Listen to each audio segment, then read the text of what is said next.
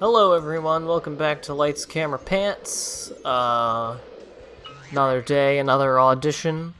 This time we're doing the captive one in the chum bucket. I'm not, I don't dislike this set of auditions or anything, but Karen, so lovely to talk to you again. I don't know, none of these three really stand out. The last one is pretty fun. And none of them are particularly hard or anything, but, you know. Wasting his time trying to corner the fast food market, now he thinks he can rule the world just by winning a role in a TV show, which is... Right. Well, hope that works out for him. Now, on to business. That's weird considering that in my playing of this, Plankton's not one of the contestants, so how is Plankton trying to get this part exactly, if not participating in all this shit? All right, I'll be checking out the action here. Anyway, before we get too deep into the levels and stuff, I had to, as always, I am the king of disjointed thoughts, even when I am doing post-commentary, which I am again here.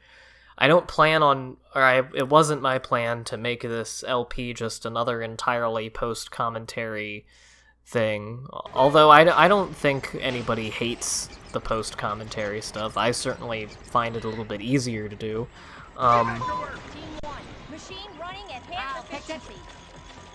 I still am, you know, Mr. All Over the Place and forgot to finish any of my points. And, I was watching it while I was editing the video and noticed I didn't, finish either my story about Band Geeks or the little pen dot thing. As far as Band Geeks goes, one thing that I mentioned, both of these were things that I originally mentioned in the original commentary, which is why I wanted to say them, but the Band Geeks episode, I think another reason why people really like it is because it's one of the few episodes of the show where Squidward actually and unironically wins. And, like, we're meant to feel good about it, and he's genuinely... Because in the older episodes, Squidward did always get his comeuppance. He was kind of the victim of a lot of abuse. It wasn't until the later episodes, I don't think, until it really got kind of gratuitous and over the top. But in the older episodes, it was because his motivation was always, like, him being a dickhead. And,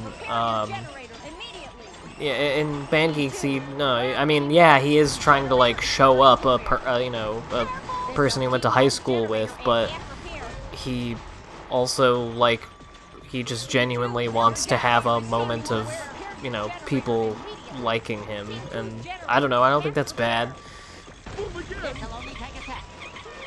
And then as far as the pen dot thing goes, I noticed that I mentioned in the second attempt at recording the last episode that I called the woman that I overheard complaining about the staff classist, and also racist concerning the skin color of her versus pretty much all of the employees of the facility, and the fact that she, like, was very clearly from the suburbs outside of the city.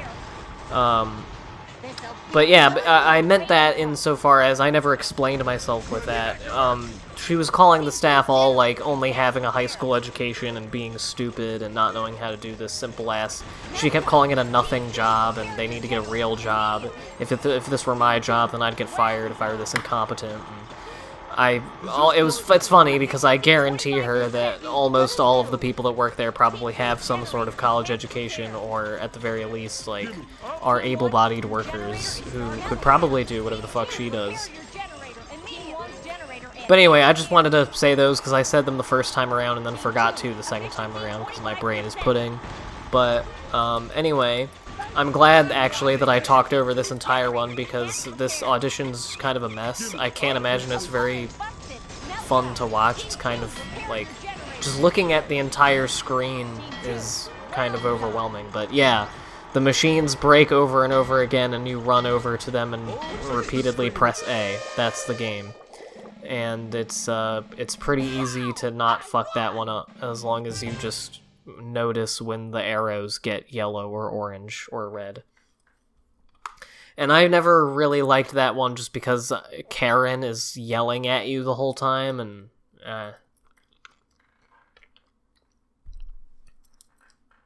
And again, it's just kind of like both sound and visual wise, it's just such a cacophonous minigame. This one isn't bad though, because this one's about popping bubbles.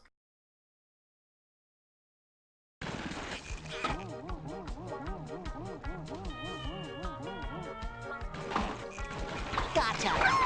Bubbles are certainly one of the most persistent motifs in SpongeBob. I guess it isn't a motif, but just recurring image and plot point in a lot of episodes. I mean, you have the entirety of Atlantis Square Pantis is, you know, they want to blow a bubble that will last forever, and then they find the oldest bubble that is super old, and like, I forget how old they say it is. I think it's only in the thousands, but I honestly don't know. Anyway, yeah, the best part of this minigame is that if you pop the dirty bubble, then you get a dickload of points. So that's why I managed to shoot ahead of everybody, despite being pretty far behind. And yeah, the most annoying part of this game is just you know, trying to position yourself over the bubble holes to pop the bubbles but not fall in, because then you get stuck in the brown poopy bubbles, and it's not like you can't get out or anything, it's just annoying and slows you down. Slows you down even more when you get electrocuted by those thundercloud bubbles, though. And yeah, the bubble blitzes are great.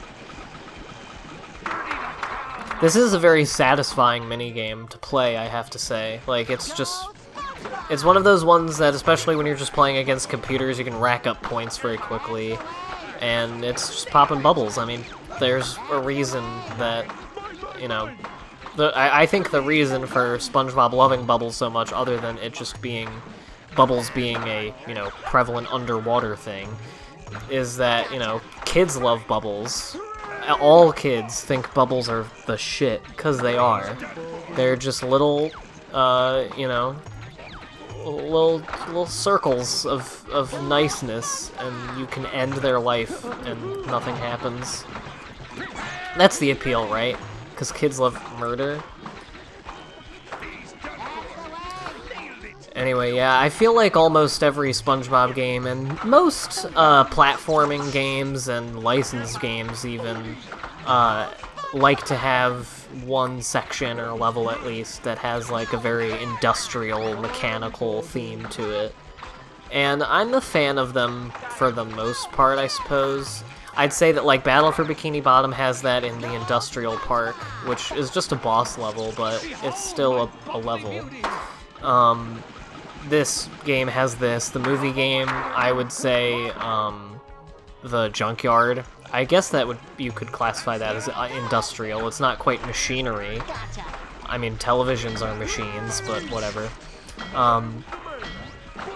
And then, Creature from the Krusty Krab has, I think, some sort of... Yeah, the beginning of that game is like you're in the sort of like diesel engine car mechanic sort of place at the beginning. So SpongeBob games particularly seem to love those, but lots of licensed games that I've played have big machinery things, and I don't know, it's neat.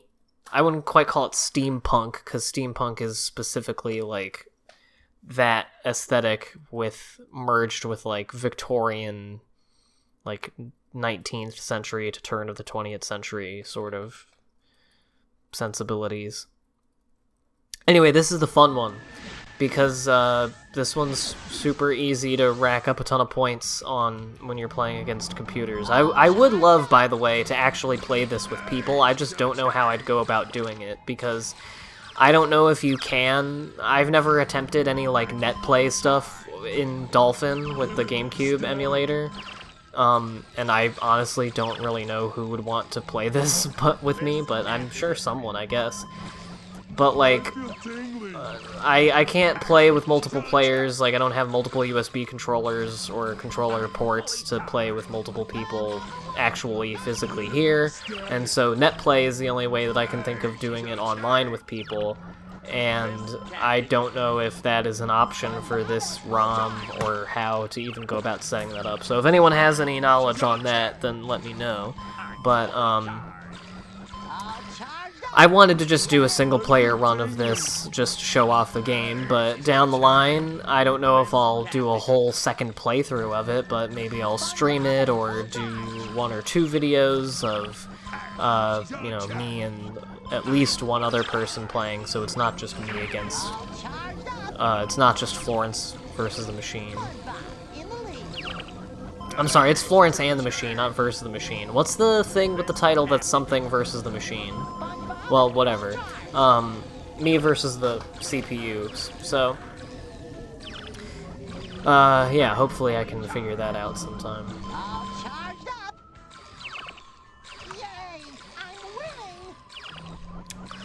And yeah, I am very far ahead of all of the computers right now.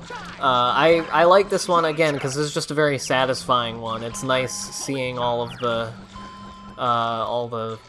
triangles light up yellow, and I have before gotten the entire thing lit up in my color, but it was for a split second, and it was while literally all 3 of the CPUs were charging at the same time, which is very I feel like it's statistically unlikely to happen, and you have to go very quickly, because you have to do it all in one charge usually. But there are significant portions of the star here are filled in with my yellow glory. One reason why I like playing as SpongeBob is because all of his shit is yellow and usually looks nice. It's not bad to play as Plankton because his color for everything is blue. I think the person who got off worst with it is Sandy, because her color in this is just fucking brown. Like, just brown light, and it looks very strange and silly. But yeah, oh my god, I never even know. They're all getting like 300 and almost 2,000. I'm shitting on these hoes. Yeah, this one went very well. And I think, yeah, I end at 2006, which it's always funny when point values and stuff in video games are actual, like, contemporary years. I think I forgot to mention, earlier on, you may have noticed, and you've probably noticed throughout the run so far, if you're not familiar with this game, at the end of some auditions, it says you've unlocked a new action figure or a new artwork. If you don't know what those are, and if you haven't been paying attention to these hint pages during the loading screens, which I have not, there are extras in the game. You can unlock artwork and action figures of different characters in different situations from different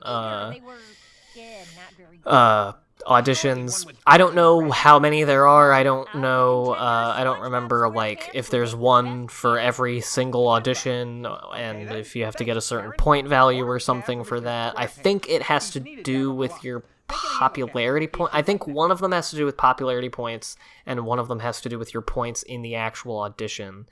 I don't remember which is which, though. I can look it up, or someone can tell me, I'm sure. But at some point in the run, I don't know when, I'll try to set aside time to show off the ones that I've gotten, because they are cool, and, you know, I like things like that. I never really go out of my way in games to, like, get all of them. I've never gotten full completion on this game at all, but because it's a party game, I'm not going to go out of my way. I'm not going to just play these shits a billion times. If I want to do that, I just play through the game normally every time, which I guess is kind of the same thing, but whatever. I think maybe it also has to do with characters that you do. I think maybe you have to play... You probably have to do the bronze, silver, and gold for everything and with every character if you want to get all the artwork and all the action figures and get a certain amount of points with each of them. I mean, that would make sense to me, but I'm not going to do that. I'll have a burger and fries. I mean, unhand that captive, you vile fiends! Mermaid Man, I knew you'd save me. You're too late, moron man. The mayor's child is trapped inside a vortex of stinkiness. The treadmill creates static, keeping the vile stench from the chum bucket food at bay. But stop running and wham! It's nothing but slimy skin and skunk jokes for a really long time. That's diabolical, Dirty Bubble, and really kinda icky. Try to save the mayor's kid, if you will. It should keep you occupied for quite some time.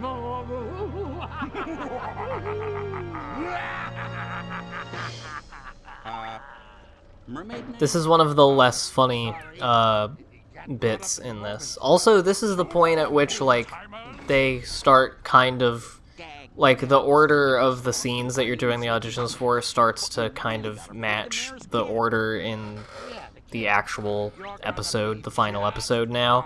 Like, the next one, spoiler, is going to be Jellyfish Fields, and you're going to hear them mention that they're going to go to Jellyfish Fields in the next one.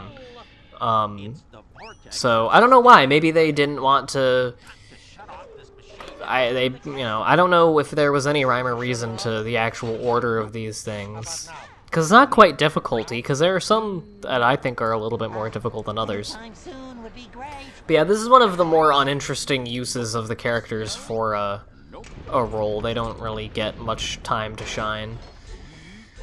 But yeah. Also, that little moment there, at the beginning of this scene where Mermaid Man comes in and has to look at the script for the episode, like, I always wondered about the show, like, the Mermaid Man and Barnacle Boy show within SpongeBob. Like, are they, like, this is their lives, and they just film it? Or are they acting, and part of the performance is that Mermaid Man is his stupid self? Because we see them both on the TV and just in, like, regular life with SpongeBob and shit. And it's their dynamic is the same. And so I'm wondering if it's supposed to be like the new adventures of Mermaid Man and Barnacle Boy are just supposed to be like their actual life, and therefore the superhero thing back in the day when they were like the old cartoon, that was also their real life and they were actual crime fighters, or if they are just superhero. I guess it's that one, right? I would assume. Anyway. Like I said, next time is Jellyfish Fields, so we'll be doing that this Friday. I'll see you then for that.